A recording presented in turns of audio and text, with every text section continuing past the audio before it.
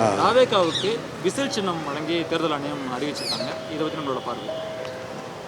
தாவேகாவுக்கு whistle சின்னம் கொடுத்ததில் ஒரு பெரிய சந்தோஷமான விஷயந்தான்.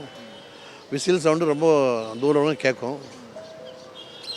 மற்ற விஷயம் வந்து எலெக்ஷனுக்கு பிறகு தான், தேர்தல் பிறகு தான் இந்த விசில் சின்னத்துடைய பெருமை அருமை மக்களுக்கு புரியும்.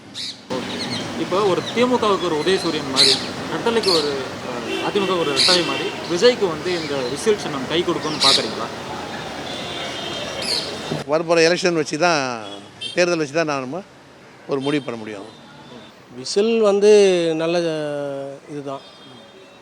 இப்போ விசில் அடித்தாலே நம்ம அந்த அந்த சவுண்டுக்கு ஒரு எஃபெக்ட் இருக்குல்ல, அந்த மாதிரி அவரோட எஃபெக்ட் நல்லா இருக்கும். இது வரைக்கும் விஜயோடைய அரசியல் உங்களுக்கு திருப்திகரமாக இருக்கா? இன்னும் அரசியலுக்கே வரல, இப்போ தான் ஆரம்பிச்சிருக்காரு. ஓகேங்களா? விஷயத்தில் அவருடைய செயல்பாடுகள் உங்களுக்கு திருப்திகரமாக இருக்கா? இன்னும் இது வரைக்கும் எந்த செயல்பாடும் இல்லை.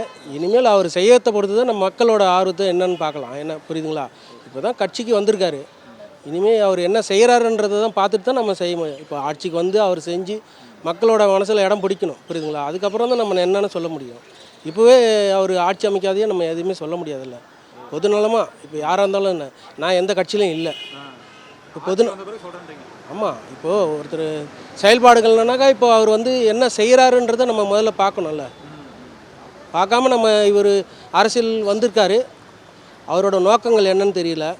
சொல்கிறாங்க, எல்லாருமே ஒவ்வொரு வார்த்தை சொல்கிறாங்கல்ல, அந்த மாதிரி அவரும் சொல்கிறாரு. ஆட்சிக்கு வந்த பிறகு தான் அவங்களோட செயல்பாடுகளை பற்றி தான் நம்ம சொல்ல முடியும்.